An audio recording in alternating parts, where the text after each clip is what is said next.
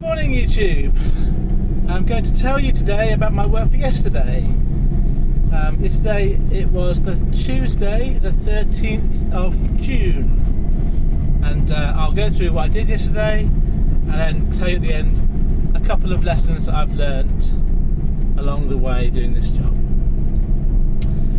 So I didn't have any work booked in for yesterday morning, so I set my phone to have a sound alert overnight, and I first heard it pinging about 7 o'clock, and probably between 7 and 9 o'clock there were 4 jobs from my home location, and I got a bid accepted just before 9 o'clock, and that was for a long wheelbase job, 129 miles going from Long Sutton to Staines in London. So when the shipper rang me, he asked me what time I could get there. He rang me about 9 o'clock, and the pickup time was 9 o'clock AM to 2 o'clock PM. So I said to him I could get there for 10 o'clock, and he was fine with that.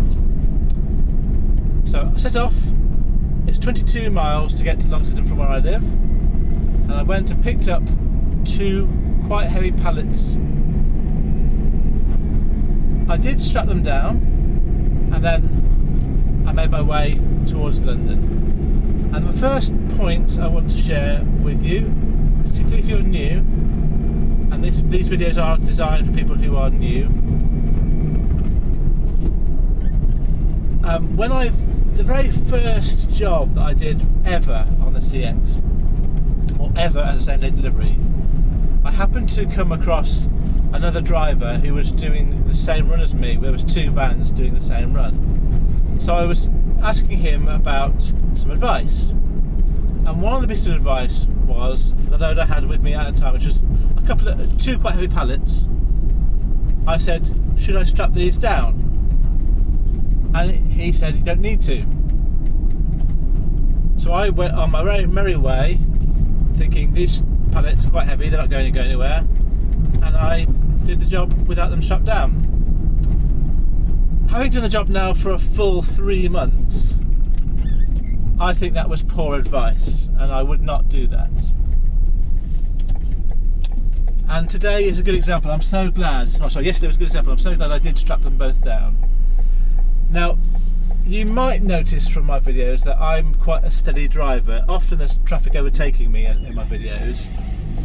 I tend to go along at quite steady 55, 60 miles an hour on the motorway.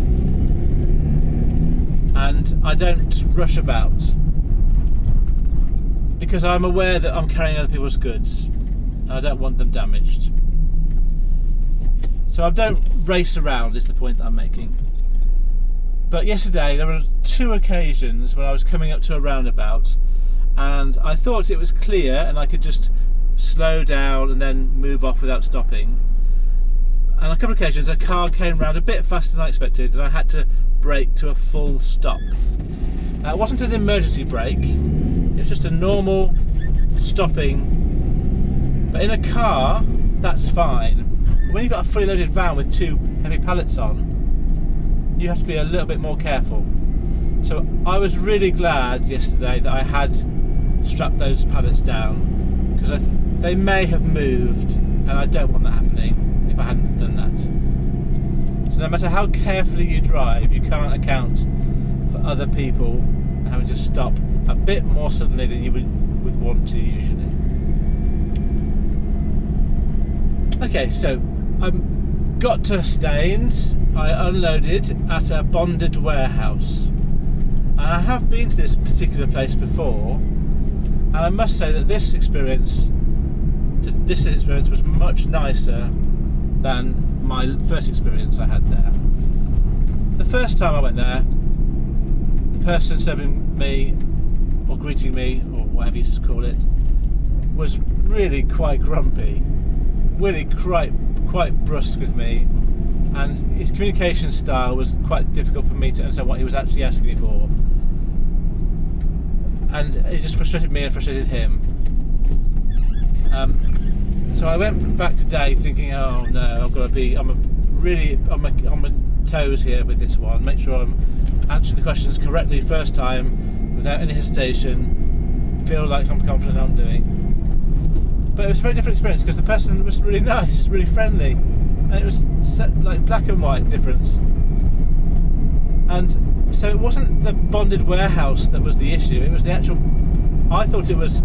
When I went the first time, I thought it was because it was a bonded warehouse and it had to be really sort of, I don't know, they had to have some sort of veneer of sternness with people. But there was no reason for that. He was just having, I think he was just having a bad day, the first guy. Or just that sort of character. Anyway, so even at this highly secure place, there's no reason why you can't be friendly and polite to people coming in. And this guy was brilliant. I got his name, and I did something at the end of this which I hadn't done before, but I might do again. I rang the shipper and said how good this guy was and how friendly he was, and wanted to pass on my thanks to them. And it was relevant because the shipper that gave me the job was the same company that the bonded warehouse belonged to. So I thought it was suitable for me to ring them and tell them about one of their colleagues being really good. So I got that unloaded, and I don't know if I mentioned the price. I got £130, 130 for that job. And then I parked up at the local Tesco's in Staines because there is nowhere to park anywhere near where I dropped off. It was about 5 minutes drive away. And I parked up at the Tesco's to try and find another job. And I got there at 1:30, and by 2:30, constantly bidding, I had not yet had a job. To be fair, I did actually win one job, and this was I made a mistake, unfortunately, and I want to explain where the mistake came from by explaining about London. My experience of London is that you have to be really quick with your bids. The jobs come really quickly onto the system, and they go really quickly. And also, the other thing about London I found is that you have to be really close to the pickup point because it takes so long to get anywhere. So really, unless you're within 20 minutes, and that could be like a couple of miles, then you're not going to win the job. We're not going to get there in any suitable time. So I have to find out, using Google Maps on one phone, how far away is the job from where I am before I bid. Well, maybe yes. So I'll do that. So because otherwise there's no point bidding if it's half an hour away, and it depends on the traffic conditions as to whether it's going to be a long time or not. So it takes me a few seconds to do that, and so I have to concentrate on that and the bidding and and also the amount that I'm going to bid. So the other thing about London is I find you can't really bid the same price and win jobs that you would do anywhere else in the country. So because of those three factors, because the speed the jobs come on and off, because the difference in time it takes to get anywhere, because the difference in pricing, I find it quite hard to win jobs in London or around London. And that can get quite frustrating because I'm often sitting around for a long time. So anyway, I did win a job, but and the job was 23 miles from where I was in West London, and it was going sort of South London, and it was a small van, and I put on £50, 50, which is my minimum price I like to get. I didn't think I'd get it, but I just wanted to get something. It was about 1:45 by this point, and I bid on a few things, and I thought it was the only thing that was vaguely suitable that I might have got, so I was within range of getting it. And I then got a call, and luckily the shipper told me the time for the pickup, and he said it was a 4 o'clock pickup, and then I realised I'd misread the note. It said 1600, and I just thought it was referred to 2 o'clock, 1400. So I had to apologise and say I can't wait around for 2 hours doing nothing. So I had to unfortunately let that job go. It wasn't going in the right direction. I would have ended up having a long day sitting around doing nothing for £50. It just wasn't worth it. So ironically, I won a bid, at a good mileage rate, but I couldn't take it because of my own mistake. So by 2:30, I thought I can't keep staying here doing this. I've been in this situation before, where I've been in London for hours and hours and not got anything. It was also very hot yesterday, so I decided to make my way towards home, which was about 2 hours away, and look for jobs on the way back. Also, by this point, I'd also gained a job for this morning, going from Stamford to Great Shefford, and so I had to be home yesterday night. So there was no point in me just doing tramping. I had to make myself get back. So I thought I'd make myself get back earlier and maybe have a shorter day. But I thought I might pick up something on the way back. On the way, yes, sorry. This made me laugh. I remember the time at 2:30 I left Staines, and at 2:40 a job came up on the system from Staines going to Watford, which was in the right direction. It wasn't out of London, but in the right direction. And it was with the shipper that I'd done the job for in the morning. And I thought I probably would have got that job because I just rung in to say how well one of the employees had done. And I had a good chance of getting that job. But I think if you've done a job for a while, these things happen quite a lot. You kind of just, the ones you miss out on are always the ones that you could have got. And I might not have won the bid if I'd gone for it, but I just noticed it on my way and I thought that's just my luck today. I've missed out by 10 minutes. By leaving 10 minutes earlier, by 10 minutes early, I missed out on that job. By the time I was, so you could say, why did you go back? Well, by the time I'd found it, I was on the motorway and I was stuck in a 45-minute tailback because of a crash on the M25. There's no way of me getting off and back again.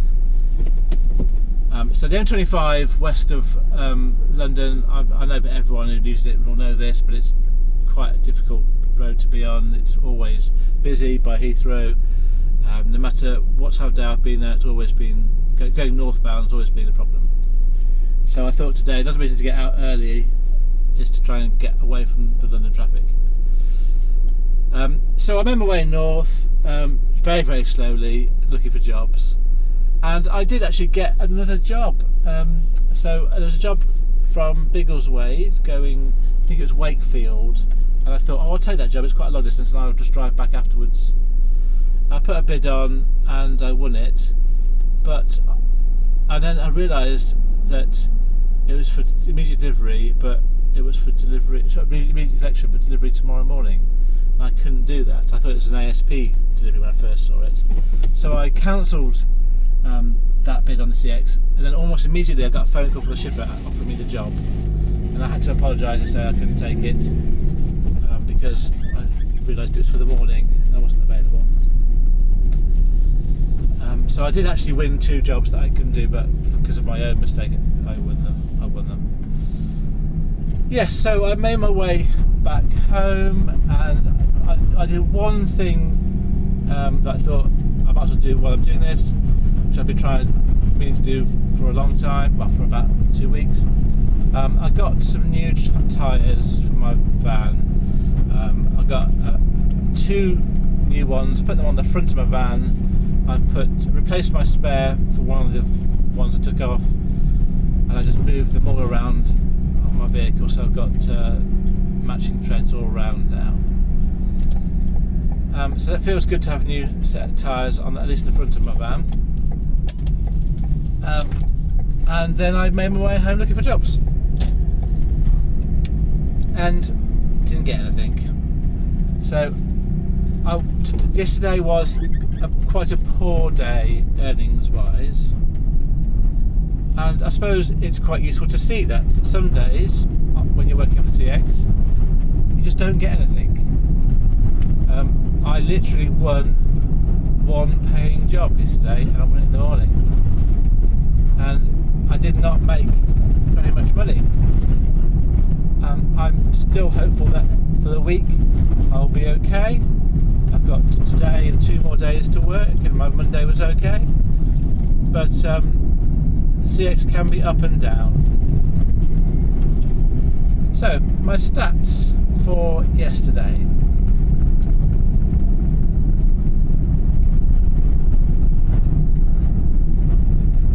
So by the time I had got home, I had worked 9.5 hours. I had driven a total of 273 miles.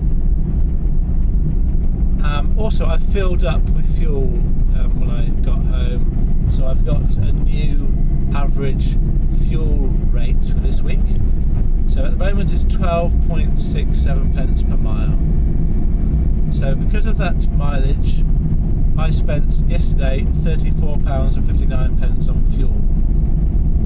My earnings for the day was just one job, £130, 130, and that made my net earnings after fuel for yesterday just £95.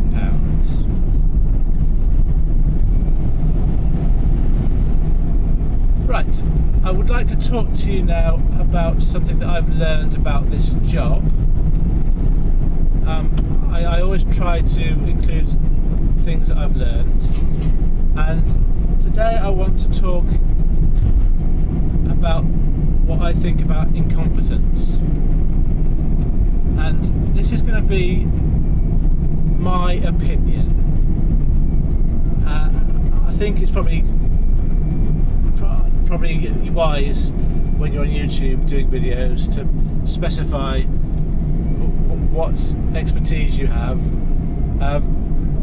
I have a life I've lived, and I've learned from my life, and I've done a variety of jobs, and I have a certain way of looking at the world, and that's what I'm going to share with you now.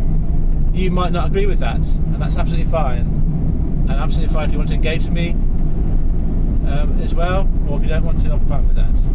This is my opportunity to share my perspective, and if you agree, brilliant. If you don't agree, equally brilliant. So this came up this week this came up in my mind, and I want to share my views about what I think about incompetence. I think there are 2 ways of looking at it. There's a good incompetence and a bad incompetence. So first of all, how I would see and define a bad incompetence. Well, first of all, what am I saying is incompetence? For the purpose of this conversation, I'm using the word incompetence to be a general term that means doing the job badly, or doing the same day delivery job poorly. And in my definition, bad incompetence is when you know better. It's when you do the job badly, but you know how to do it correctly because you've got the information, you've got the experience, you're just choosing to do the wrong things. And I think people have their own reasons for doing things incorrectly. I don't want this to become just being judgmental. It might sound like that. I'm just giving you my opinion about how I want to live my life. And I find I don't want to deal with people who do the job incompetently because they know better. So the examples I would give would be people who would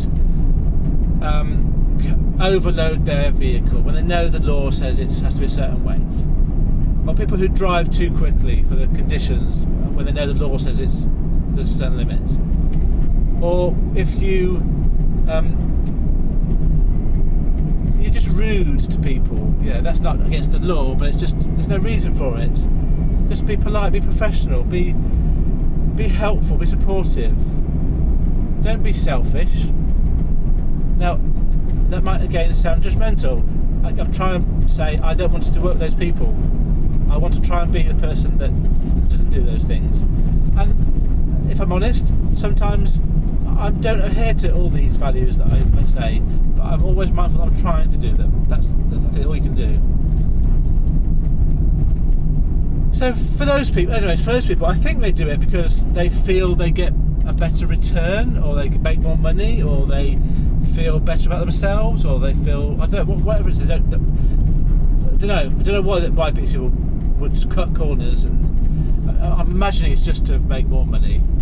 I don't know, but I'm imagining that's the reason. Just like take the easy way through doing the job. And I'm just not built that way. And then there's the second kind of incompetence, which I would call a good incompetence. And incompetence is not quite the right word, but I'm going to use that word here because other people would see it as being incompetent. And I'm going to embrace that term, and I'm going to explain what I mean by it. And a good incompetence is for those people who do the job wrong, do the job poorly, but it's because they're new, or they're learning, or they don't know any better. And providing you're doing the job, providing you're learning from your mistakes and you're getting better at your job, you should not be ashamed or upset by making mistakes. You should learn from them, and you should embrace the process you're going through of learning a new skill and experiencing new things. And if you're experienced and you know better, then I would hope that you would be supportive and understand that these people are trying to improve what they do. So incompetence from mistakes, and then if you learn from those mistakes, good on you. Go for it. And I suppose the reason why I'm mentioning it here is that this is a channel for those people who are currently incompetent, but they want to be better.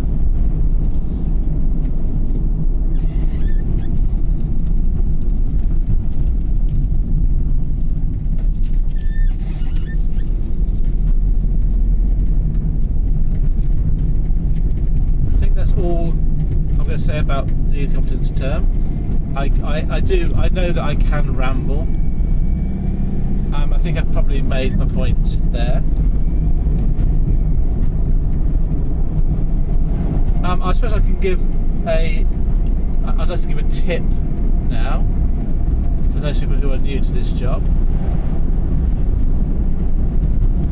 and it's about when I'm travelling when I've got a load on board, when I'm travelling to a place, if it says it's 2.5 hours away, I would put in my CX arrival time, in that case at least 3 hours, and probably, to be fair, 3 3/4 hours after I leave. I sort of gauge in full quarter of an hour's what I'm going to add on to my time. So if it's a 2-hour job, I'll make it 2.5 hours. It's a 2-hour driving, I'll make it 2.5 hours. If it's a 4-hour job, I'll probably make it 5 hours as an estimate. It's just to give me plenty of time to get to a place for a couple of reasons. The first reason is I don't drive at the speed limit, so I do the Google Maps tells you what to do with the speed limits. So I'm always a bit slower than Google Maps anyway. And secondly, it's to account for things that go wrong that you can't necessarily see ahead of you, like road traffic conditions, or roadworks, or going the wrong way. Talk about incompetence, going the wrong way. You have to turn around after that a couple of times. So give yourself plenty of time. Put that figure in your CX booking when you've loaded up, so that the shipper knows when to expect you. That just takes all the pressure off needing to get somewhere and not being late. Right, thank you very much for listening to my video. What have you learnt today?